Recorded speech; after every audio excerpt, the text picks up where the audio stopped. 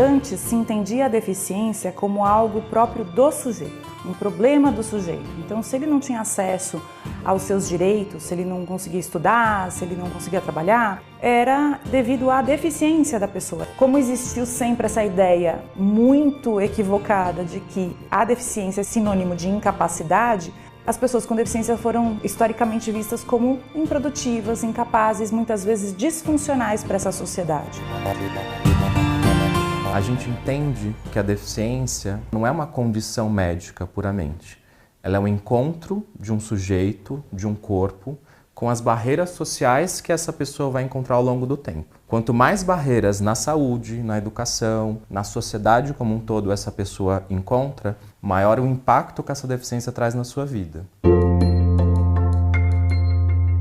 Em 2008, o Brasil passou por uma mudança importante na educação. Foi criada a Política Nacional de Educação Especial. A principal transformação foi garantir que alunos com deficiência deixassem de ser separados em classes ou escolas exclusivas e tivessem direito à matrícula na rede regular de ensino, junto com todos os outros estudantes. Mesmo com a mudança na educação especial, os números mostram como a exclusão ainda marca a vida de milhões de brasileiros.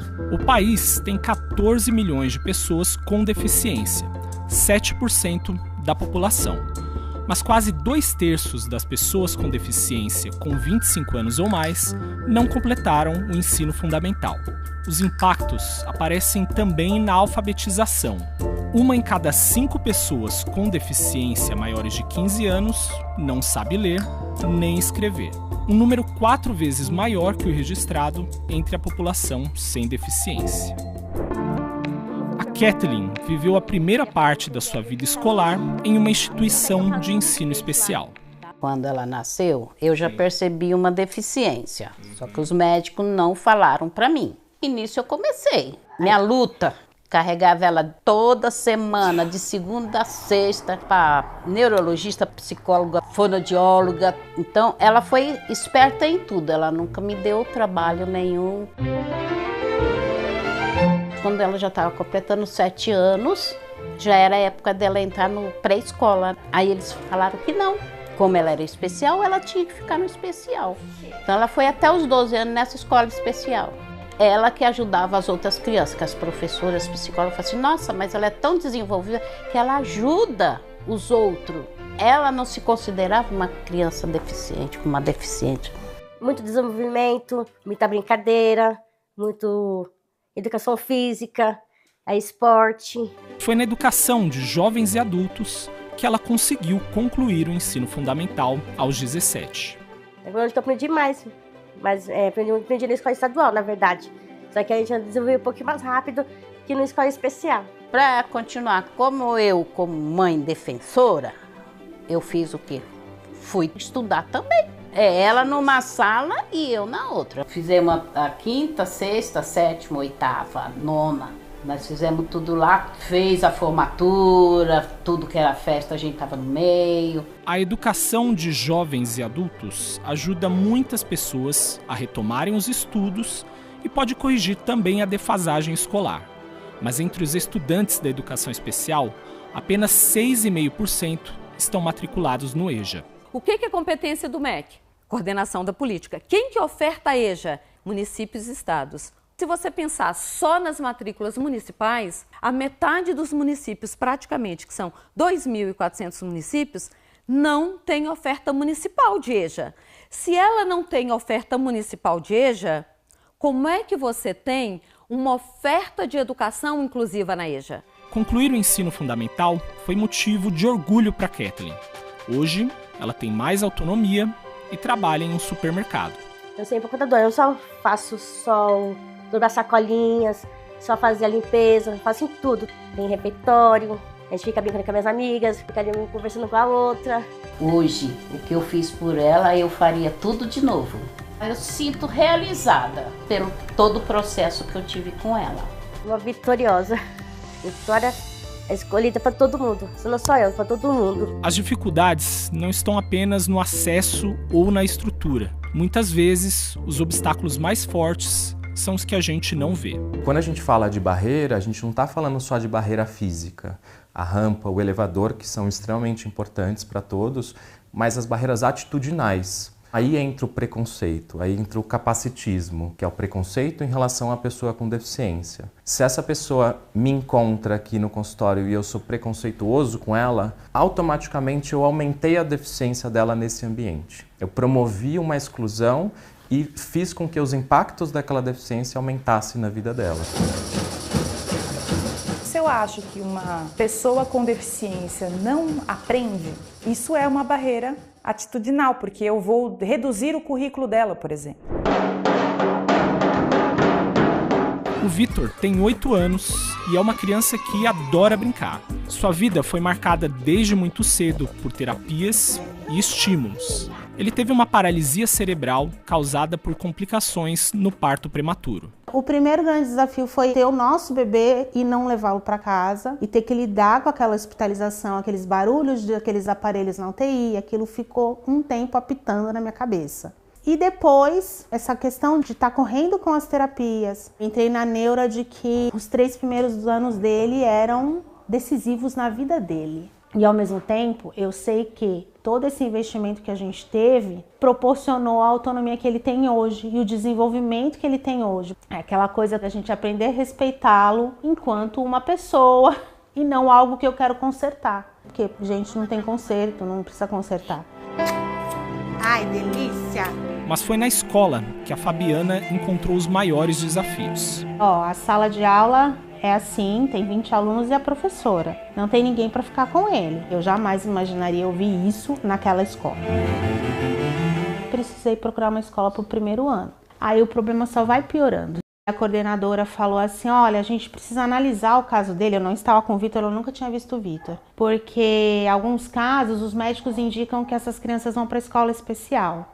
Onde você vai, Vitor? Tava botando bateirão. Há muita coisa que pode ser resolvida numa conversa da família diretamente com o diretor da escola ou mesmo com a diretoria de ensino, sem necessitar envolver um órgão de defesa de direitos. Mas há situações em que não se consegue resolver, então precisa buscar a Defensoria Pública ou então o Ministério Público para poder garantir que esse direito à educação, que é do aluno com deficiência, seja de fato efetivado. Hoje ele tem uma profissional de apoio que acompanha ele, porque como ele tem questões de mobilidade, ele tem essa profissional de apoio para ajudá-lo. Está numa escola que eu consigo ter mais diálogo e que ele foi acolhido.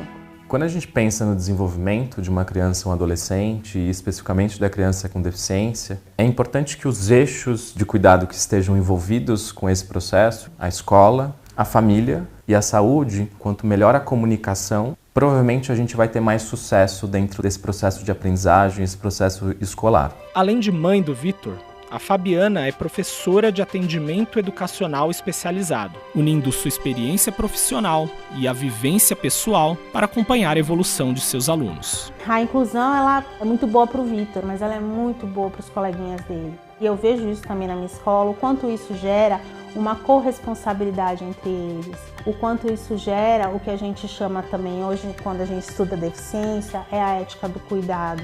Eu saber que eu vivo em comunidade, a gente pode cuidar um do outro. Até 2007, a maior parte das matrículas ainda estava em classes especiais, 53%, enquanto 46% estavam em turmas comuns. Mas esse cenário se inverteu. Em 2024, apenas 7% permaneciam em classes especiais, 92% estavam em classes comuns. Atualmente, 92% das crianças e adolescentes com deficiência estão matriculados no sistema de ensino, a grande maioria na rede pública.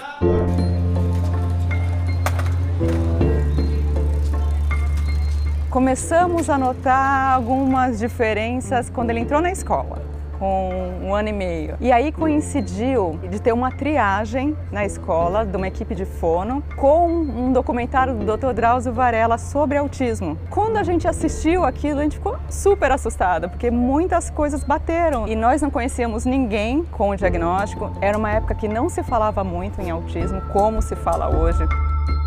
O Felipe hoje tem 14 anos. E mesmo matriculado, enfrentou dificuldades para ser incluído de fato na escola. Nós ouvimos frases do tipo, essa escola não é para o seu filho, melhor você procurar outra. Ou então escolas que queriam passar para a gente o custo de uma acompanhante que é garantido por lei. Desde que começou a alfabetização, a gente percebia que as escolas não sabiam lidar com ele, como fazer ele se integrar com a turma, então ele ficava à vontade, ele ficava passeando pela escola. É muito fácil, por ele ser muito tranquilo, ele passar despercebido. E isso é muito ruim, porque ele está sendo excluído, ele não está sendo integrado. Para além da sala de aula, foi no esporte que o Felipe encontrou novas formas de inclusão e pertencimento. A gente teve por muito tempo aquela maratona de terapia e psicóloga, psiquiatra, fono. No começo da adolescência, os profissionais falaram que não tinham muito mais o que fazer, né? Porque ele não se comunica muito, mas ele fala perfeitamente bem quando ele quer. Hoje eu vou falar sobre o sistema cardiovascular. E foi a hora que a gente correu atrás do esporte para funcionar como uma terapia, né?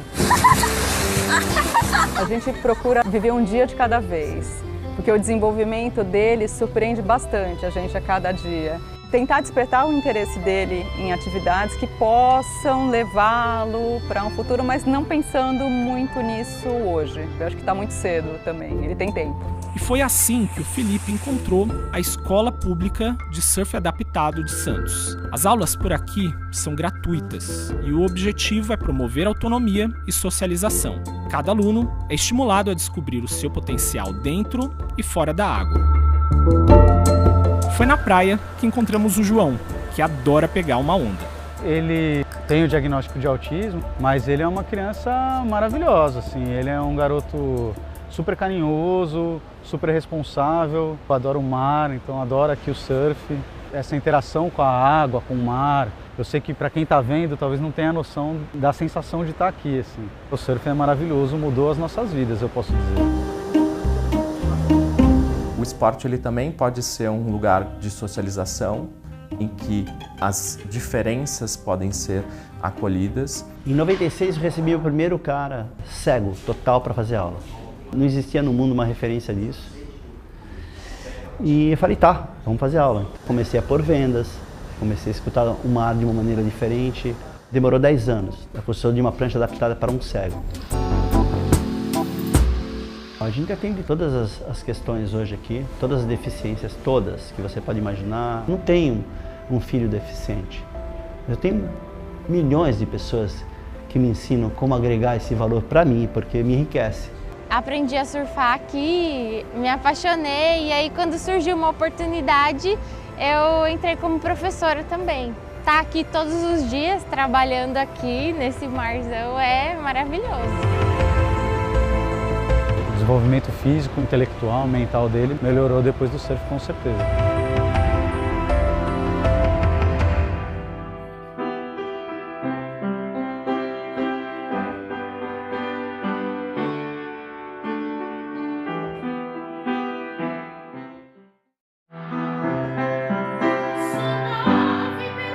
A primeira palavra que eu falei, eu não falei, eu cantei.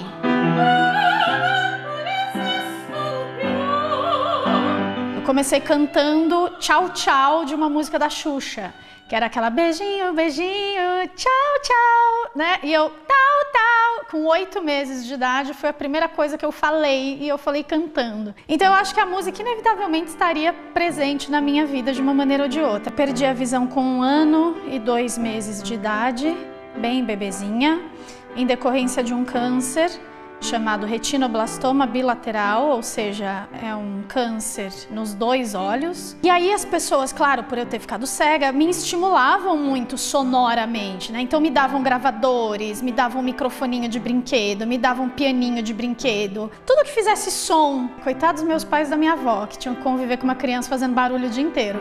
Além da música, a infância da Giovana seguiu o ritmo das brincadeiras, como a de qualquer outra criança. Não lembro de ter passado uma infância onde eu me visse diferente. Eu era arteira, corria, brincava de pega-pega com as primas, caía, levantava, ralava o joelho. Quando eu entrei na escola, as crianças começam a fazer um certo bullying, que você começa a perceber que, poxa, tem alguma coisa diferente entre essas crianças e eu. Essa convivência com o outro me fez crescer muito, me fez me impor muito, aprender a entender o meu mundo, e querendo ou não as outras pessoas, eu tinha direito de estar ali, de estudar, de frequentar os ambientes, de sonhar. O desafio para Giovana foi lidar com uma escola que não estava preparada para aceitar as diferenças. Se você hoje em dia, para falar de inclusão, você já tem uma dificuldade, você imagina 30 anos atrás. O primeiro ano eu fiz numa sala especial, só para pessoas com deficiência visual, e nessa mesma escola, no ano seguinte, eu fui inserida numa sala comum com crianças que não tinham deficiência. Os professores não sabiam o que fazer comigo, então a professora falava, eu não sei te ensinar, o que eu faço com você? E eu tinha 7, 8 anos e eu tinha que dar um jeito naquilo, e eu não acho que era justo, mas era o que tinha. Contei muito com a ajuda das crianças, tinham muitas crianças legais que sentavam comigo, às vezes a professora estava escrevendo na lousa, em vez de ela falar, ela pedia para a criança falar para mim, e eu ia digitando, né, na minha máquina Braille. Todas as escolas onde eu passei, eu fui a pioneira. A gente sempre pauta o professor, mas o professor, ele não é uma figura que sozinho vai dar conta de promover a inclusão na escola toda. A inclusão é um trabalho coletivo. Diante das limitações das escolas, a família teve que ocupar um papel ainda mais decisivo na educação da Giovana. Minha mãe aprendeu Braille e, às vezes, as minhas lições de casa, quem tinha que transcrever era ela. Quer dizer, ela não ganhava nada, ela era só a minha mãe, ela não precisava fazer isso. Mas os professores meio que, como é que eu vou corrigir a lição dela? Minha avó foi uma pessoa que leu livros para mim, porque livros didáticos não existiam. Eu posso dizer que eu não me formei sozinha. Nada da minha vida acadêmica aconteceu por mim mesma. O que é, por um lado, bonito, né, nesse sentido de empatia, de quanto que as pessoas são capazes de se doar pelas outras. E também é ruim, porque eu acho que esse processo era um processo meu, que eu poderia ter feito de maneira mais independente. Mas foi o que tinha, e deu certo.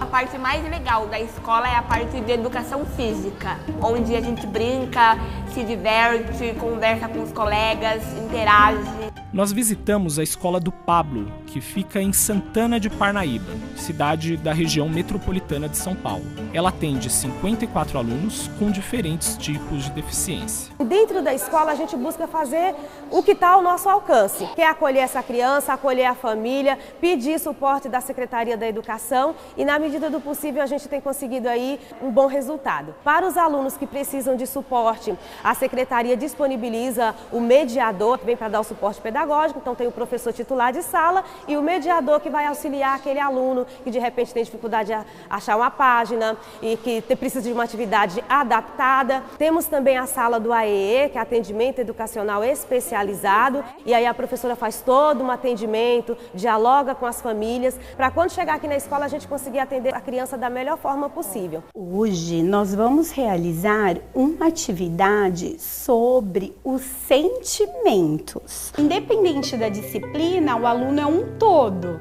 então a gente tem que incluí-los de acordo com a individualidade de cada um. O papel do professor do atendimento educacional especializado não se volta só para a sala do AEE, é voltada para todo o ambiente escolar, com adaptação de materiais, para aquele aluno conseguir ficar em sala. O Brasil tem hoje mais de 67 mil professores de atendimento educacional especializado. Quase 60% deles passaram por formação continuada na educação especial. São cursos que atualizam os conhecimentos para lidar com as necessidades dos alunos. Entre os mais de 2 milhões de professores de sala de aula, apenas 6% tiveram esse preparo para a educação especial. Quando a gente aponta que o gargalo da formação de professores impacta na aprendizagem do estudante e, consequentemente, na alfabetização, é porque os professores eles não conseguem diversificar as estratégias pedagógicas. Ou, de repente, acessar tecnologias assistivas e garantir que o estudante com deficiência seja alfabetizado. Segundo o Ministério da Educação, nos últimos 2 anos houve um aumento de mais de 70% na formação continuada de professores. E o valor repassado às redes de ensino por cada estudante matriculado na educação especial também cresceu. O valor aluno-ano de educação inclusiva era 1,2 e mudou em 2023 para 1,4. Isso significa basicamente que o valor aluno-ano de um estudante público da educação inclusiva, ele sai de em torno de R$ 6.300 para R$ 7.500, R$ 7.600. Isso é um incentivo para que as redes tenham AE e cada vez expandam a matrícula e o acesso público da educação inclusiva. O diálogo entre o professor de AE e o professor da sala de aula é essencial. É desse trabalho conjunto que surgem as adaptações necessárias para que um aluno com deficiência aprenda junto com os colegas. A sala de recursos multifuncionais, ela é o espaço de trabalho do professor do AEE. Lá dentro, esse professor vai construir os materiais, fazer pesquisa, elaborar material. Quando eu vejo a minha criança, a dificuldade que ela tem, eu procuro trabalhar muito com a questão de jogos.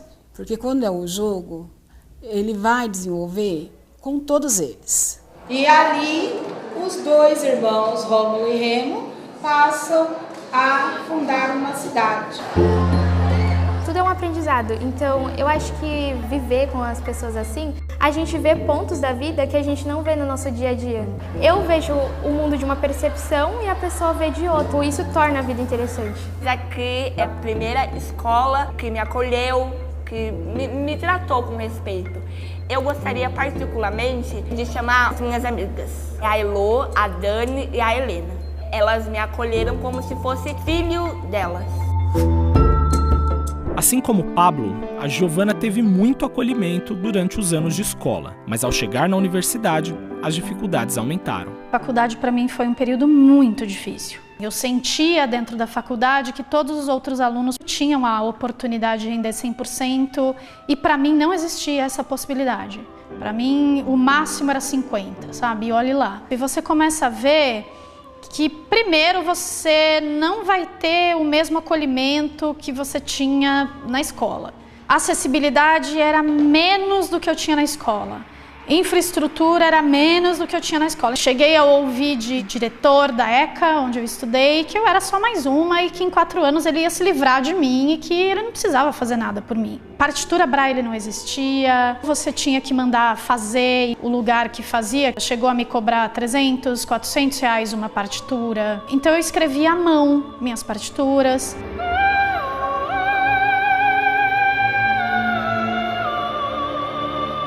Eu acho que eu tenho muita dificuldade em desistir das coisas. A pessoa com deficiência, ela ainda é vista pela sociedade como alguém invisível ou, no máximo, uma vítima. A música me ajudou a sair desse lugar para um patamar onde as pessoas olhem e digam, nossa, que bonito que ela faz. Uma admiração nesse sentido.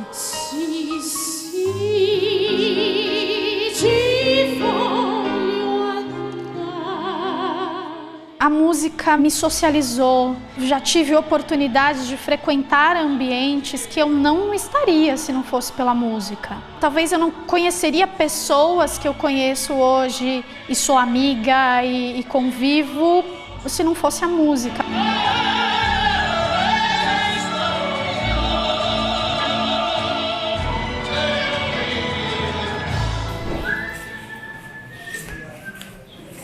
Eu nasci com a deficiência parcial e após 3 cirurgias eu acabei perdendo totalmente a visão. Foi quando eu entrei no Instituto de Cegos Padre Chico. Foi lá que eu comecei a estudar. No Instituto todo o material era em braille, todo o material próprio. Nesse aspecto era favorável, logicamente. As atividades esportivas eram todas adaptadas, jogava futebol na quadra, fazia ginástica na educação física. Mas ao concluir o ensino fundamental, eu fui para uma escola pública. Dentro da sala de aula era difícil, porque a educação física nós éramos liberados por sermos cegos, né? Então nunca praticamos a educação física na escola. Foi no futebol de cegos que o Ivan encontrou inspiração para seguir um caminho que iria muito além das quadras. Disputei meu primeiro campeonato em 1984, comecei a disputar competições, em 88 tive minha primeira convocação para a seleção brasileira. Isso foi me motivando a continuar estudando. Resolvi cursar Educação Física. Acabei prestando vestibular, passei na universidade, a maioria das aulas eu gravava, usava mini gravadorzinho. Bola com guiso não tinha, né? Então a gente colocava a bola dentro de saco plástico. Resolvi cursar Educação Física justamente para saber até onde era possível para uma pessoa cega. Tomei como meta, eu vou ser professor de Educação Física e pretendo trabalhar na formação de professores. Hoje, orientar professores e contribuir para a inclusão na escola é parte importante da rotina do Ivan. O Comitê Paralímpico resolveu criar, em parceria com a Secretaria de Educação do Estado de São Paulo, este novo ramo na Escola Mais Inclusiva, que é o desenvolvimento de atividades paradesportivas e paralímpicas no ambiente escolar.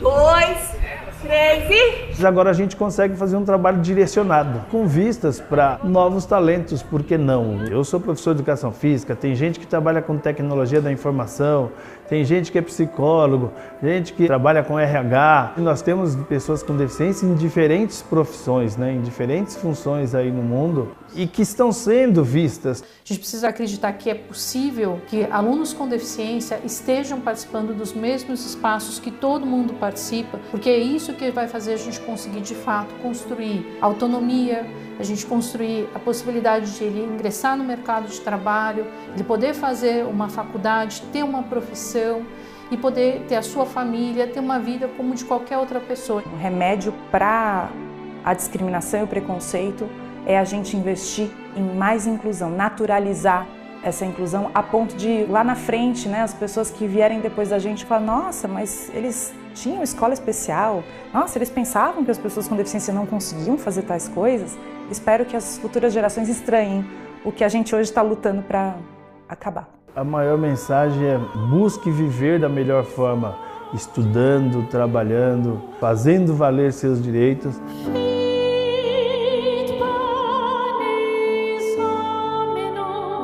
Acho que hoje em dia as coisas estão muito melhores. Eu tenho orgulho da minha história, mas eu vou dizer que eu gostaria de ser criança hoje, estar vivendo como criança cega hoje devido aos acessos, né? A você ter mais recursos. Que essa geração ela não desista e ela lute pela próxima. Enquanto a gente está fazendo por nós para melhorar a nossa vida, a gente está melhorando as vidas que ainda virão.